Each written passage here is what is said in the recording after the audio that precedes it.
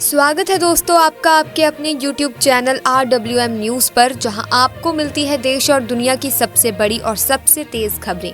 आज की top breaking news में चुनाव आयोग ने वोटर आईडी नंबर की गड़बड़ी को सुलझाया। अब हर वोटर का पहचान पत्र होगा यूनिक।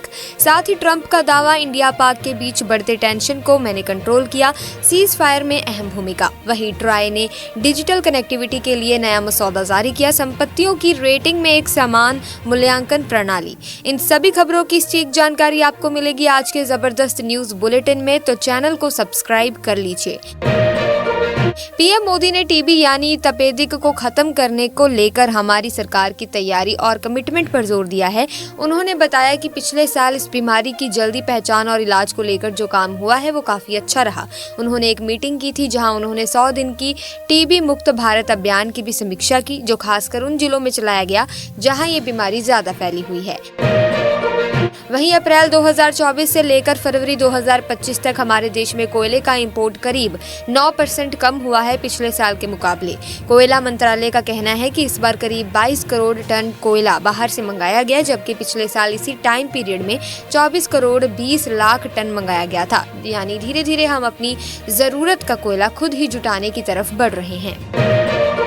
साथ ही चुनाव आयोग ने आखिरकार एक पुराना झंझट सुलझा लिया। दरअसल 2005 से कई जगहों पर लोगों को एक जैसी वोटर आईडी नंबर मिल गए थे। सोचो कितनी गड़बड़ हो सकती थी इससे। अब आयोग ने वोटर लिस्ट की गलतियां ठीक की हैं और उसे अपडेट भी कर दिया है, जिससे ये नंबरों वाली परेशानी अब खत्म हो गई है। वहीं आपको बता दें कि भारत सरकार ने एक पाकिस्तानी कर्मचारी को निकाल दिया, जो यहां दिल्ली में पाकिस्तानी हाई कमीशन में काम कर रहा था। पता चला कि वो कुछ गड़बड़ कर रहा था, मतलब ऐसी चीजों में शामिल था जो उसे नहीं करनी चाहिए थी। इसी वजह से उसे अवांछित व्यक्ति यानी कि पर्सोना नॉन ग्राटा घोषित कर दिया गया। अब उसे 24 घंटे के अंदर इंडिया छोड़ना होगा। हाल ही में खेल मंत्री मनसुख मांडविया ने एक ऑनलाइन मीटिंग में सारे राज्यों के NSS यानी कि नेशनल सर्विस स्कीम अफसरों से बात की।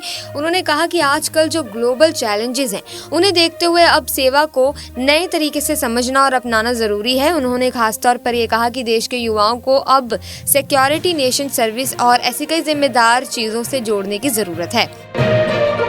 माइक्रोसॉफ्ट फिर से छंटनी करने वाली है। आप जानते होंगे कि ये दुनिया की बड़ी टेक कंपनियों में से एक है, US वाली। वैसे तो कई बड़ी कंपनियां कभी बजट कट हो, कभी रीस्ट्रक्चरिंग, ऐसे अलग अलग वजह से लोग निकालती रहती है। अब माइक्रोसॉफ्ट ने भी सोचा है कि वो काफी लोगों को निकालने वाली है। साथ ही PWD वाले अब शहर में 21 नए फुट ओवर ब्रिज बनाने का प्लान कर रहे हैं। ट्रैफिक पुलिस ने कुछ लोकेशन सुझाई हैं, तो पिछले महीने CM रेखा गुप्ता ने खुद उस प्लान की समीक्षा भी की थी। अब तो ग्राउंड पर सर्वे भी शुरू हो गया है, ये देखने के लिए कि कहां-कहां ब्रिज बनाना सही रहेगा। साथ ही ट्रंप ने फिर से कहा कि उनके रहते इंडिया और पाकिस्तान के बीच जो टेंशन बढ़ रही थी, उसे उन्होंने कंट्रोल किया था। उन्होंने दावा किया कि उनके टाइम पर एक बड़ा सीज फायर हुआ था जो उन्होंने करवाया था। और सऊदी अरब में एक मीटिंग में तो ये भी बोल दिया कि उनकी सबसे बड़ी कोशिश यही है कि वो दुनिया में शांति और एकता लाने वाले इंसान बने। वहीं आपको बता दें कि इन दिनों बोध गया में 3 दिन का बुद्ध जयंती समारोह चल रहा है। देश विदेश से लोग आ रहे हैं, भगवान बुद्ध के दर्शन कर रहे हैं, पूजा पाठ कर रहे हैं। सब कुछ तो ठीक चल रहा था, लेकिन आज अचानक एक पुराना विवाद फिर सामने आ गया। महाराष्ट्र से जो टूरिस्ट आए हैं, उन्होंने प्रशासन और पुलिस पर कुछ गंभीर आरोप लगा दिए हैं। वहीं चंबल नदी के पास एक लड़का था, करण, सिर्फ 18 साल का। वो नहा रहा था कैंजरा घाट पे, तभी एक मगरमच्छ आ गया और उसे गहरे पानी में खींच ले गया। लेकिन सोचो जरा, उस लड़के ने हिम्मत नहीं हारी, मगरमच्छ से भिड़ गया, बड़ी मुश्किल से अपनी जान बचाई, लेकिन हालत उसकी बहुत ही ज्यादा गंभीर हो चुकी है। साथ ही सरकार ने विदेश मंत्री जयशंकर के सुरक्षा कवर को थोड़ा और बढ़ा दिया है। अब उनके काफिले में एक और बुलेट प्रूफ गाड़ी जोड़ी जाएगी। मतलब अब जब वो देश भर में कहीं भी जाएंगे तो उनके पास और भी बेहतर सुरक्षा होगी। ये फैसला CRPF ने लिया है, खासकर भारत पाकिस्तान के बीच बढ़ते तनाव को देखते हुए। बता दें कि सूचना मिली है कि HDFC बैंक की finance company HDB financial services भारतीय रिजर्व बैंक से सितंबर तक होने वाली अपनी सूचीबद्धता की समय सीमा बढ़ाने के लिए कह सकती है। दरअसल रिजर्व बैंक के नियमों के मुताबिक बड़ी NBFC को इस साल सितंबर तक शेयर बाजार में लिस्ट होना था। वैश्विक सर्वे के मुताबिक भारत के ज्यादातर अकाउंटेंट्स को इस बात की चिंता है कि तेजी से बदल रही तकनीक और आर्टिफिशियल इंटेलिजेंस के कारण उनका कौशल कैसे अपडेट होगा। Association of chartered certified accountants ने तीसरे वार्षिक ग्लोबल टैलेंट ट्रेंड सर्वे 2025 में ये पाया कि जिन लोगों का काम मध्यम और कनिष्ठ स्तर पर है वे वरिष्ठ नेताओं और बोर्ड स्तर के लोगों की तुलना में ज्यादा चिंता महसूस कर रहे हैं। वहीं ट्राई यानी कि टेलीकॉम रेगुलेटरी अथॉरिटी ने डिजिटल कनेक्टिविटी को लेकर एक नया मसौदा जारी किया है। इसमें संपत्तियों की रेटिंग के तहत डिजिटल कनेक्टिविटी के लिए आकलन किया जाएगा। संचार मंत्रालय ने बताया कि इस रेटिंग मैनुअल से डिजिटल कनेक्टिविटी रेटिंग एजेंसियों को संपत्तियों की रेटिंग करने में एक समान तरीका अपनाने में मदद मिलेगी। पीएम मोदी ने भी अभी सोशल मीडिया पर उन बच्चों को बधाई दी है जिन्होंने 10वीं और 12वीं की सीबीएसई बोर्ड की परीक्षा पास की है।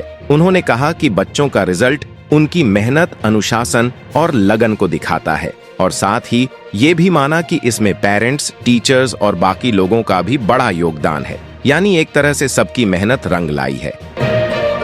इस बार जो 78वां कांस फिल्म फेस्टिवल होने वाला है ना, वो 13 से 24 मई तक फ्रांस में होगा। और मजे की बात यह है कि इस बार इंडिया की कई फिल्में इंटरनेशनल लेवल पर खूब धूम मचाने वाली हैं, जैसे होम बाउंड और तन्वीद ग्रेट। ये तो अभी से लोगों की जुबान पर आ गई हैं। साउथ वेस्ट मानसून ने अब बंगाल की खाड़ी के साउथ वाले हिस्से अंडमान निकोबार की तरफ बढ़ना शुरू कर दिया है। निकोबार में तो पिछले 24 घंटे में अच्छी खासी बारिश हुई है। 2 दिन भी बारिश ऐसी ही रही थी। अब मौसम विभाग कह रहा है कि आने वाले 3 से 4 दिन तक मौसम ऐसा ही रहेगा और मानसून धीरे धीरे और आगे बढ़ेगा। यानी जल्दी ही बाकी जगहों पर भी बारिश शुरू हो सकती है।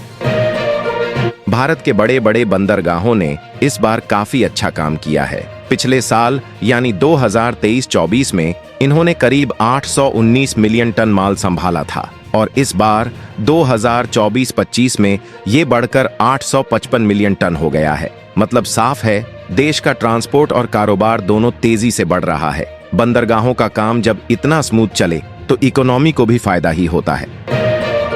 पहलगाम हमले के बाद अब सुरक्षा बलों को एक और बड़ी कामयाबी मिली है। ऑपरेशन सिंदूर के बाद अब शोपियां में 3 लश्कर के आतंकी मार गिराए गए हैं। मंगलवार को वहां सेना ने बड़ा ऑपरेशन चलाया था और उसमें उन्हें ये सक्सेस मिली। सच में हमारे जवान बड़ी बहादुरी से काम कर रहे हैं।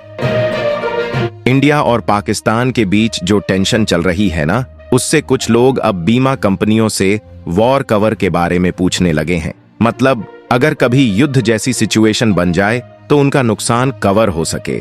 बीमा वाले बता रहे हैं कि आम बीमा पॉलिसी में तो वॉर कवर नहीं होता, बस कुछ खास पॉलिसियों जैसे एयरलाइंस या समुद्री ट्रांसपोर्ट वाली में ये शामिल होता है। जैसे शाहरुख खान ने अपने बेटों के साथ द लॉयन किंग और मुफासा जैसी फिल्मों में डबिंग की थी ना, वैसे ही अब अजय देवगन भी अपने बेटे युग के साथ ऐसा ही करने वाले हैं। हॉलीवुड की नई फिल्म आ रही है कराटे किड लीजेंड्स। उसमें अजय मिस्टर हान को हिंदी में आवाज देंगे और उनका बेटा युग ली फॉन की आवाज बनकर बोलेगा। शिवसेना ने मोदी सरकार को घेर लिया है। उनका कहना है कि जो ऑपरेशन सिंदूर पाकिस्तान के खिलाफ शुरू हुआ था, उसे रोककर सरकार ने बड़ी गलती कर दी। उनका तो ये भी कहना है कि इससे सावरकर का जो अखंड भारत का सपना था वो सच हो सकता था, लेकिन वो मौका भी हाथ से निकल गया।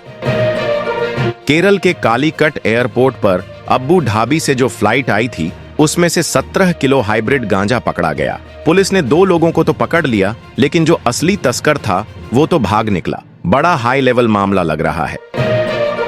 जिन लोगों का सरकारी टेलीकॉम नेटवर्क बार बार गायब हो जाता है ना, उनके लिए अच्छी खबर है। अब नेटवर्क की टेंशन कम होने वाली है। कंपनी ने अपने टावर अपग्रेड करने शुरू कर दिए हैं। टेलीकॉम डिपार्टमेंट ने बताया कि स्वदेशी तकनीक से जो 1 लाख 4G टावर लगाने थे, उनमें से 84,000 तो लग भी चुके हैं। अब उम्मीद है कि नेटवर्क की हालत सुधरेगी। भारत के चीफ जस्टिस संजीव खन्ना को सुप्रीम कोर्ट में उनके आखिरी दिन बहुत तारीफ मिली और वो इससे काफी खुश नजर आए। उन्होंने कहा कि उन्हें पूरा यकीन है कि उनके बाद जो चीफ जस्टिस बनेंगे, जस्टिस BR गवई, वो सुप्रीम कोर्ट के सारे अहम मूल्यों, मौलिक अधिकारों और संवैधानिक सिद्धांतों को सही तरीके से आगे बढ़ाएंगे। जैसा कि हम जानते हैं, भारत और पाकिस्तान के बीच संघर्ष विराम हुआ था। उसके बाद राजनाथ सिंह ने मंगलवार को पाकिस्तान से सटी सीमा की सुरक्षा स्थिति की गहरी समीक्षा की। इस बैठक में chief of defence staff general Anil Chauhan, थलसेना प्रमुख जनरल उपेंद्र द्विवेदी, नौसेना प्रमुख एडमिरल दिनेश त्रिपाठी और रक्षा सचिव राजेश कुमार सिंह भी शामिल हुए थे। महाराष्ट्र के अमरावती से पूर्व सांसद नवनीत राणा को जान से मारने की धमकी मिली है। राणा का कहना है कि उन्हें पाकिस्तान से कॉल करने वालों ने धमकी दी। उन्होंने रविवार को खार पुलिस को बताया कि उन्हें पाकिस्तानी नंबरों से कई कॉल आईं, जिसके बाद पुलिस ने सोमवार को एक शिकायत दर्ज की है जो गैर संज्ञेय है।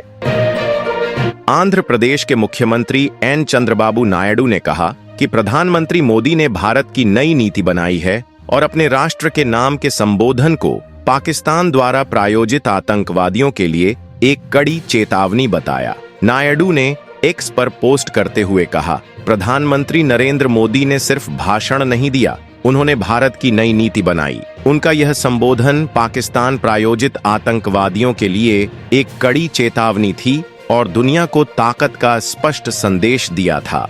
इसी के साथ आज की वीडियो में बस इतना ही। आई होप वीडियो आपको इन्फॉर्मेटिव लगी होगी। अगर हाँ तो आप इस वीडियो को लाइक करें, शेयर करें, चैनल को सब्सक्राइब करके बेल आइकन को प्रेस कीजिए ताकि नए वीडियोस की अपडेट आपको मिलती रहे। मिलेंगे जल्दी, तब तक के लिए थैंक्स फॉर वॉचिंग।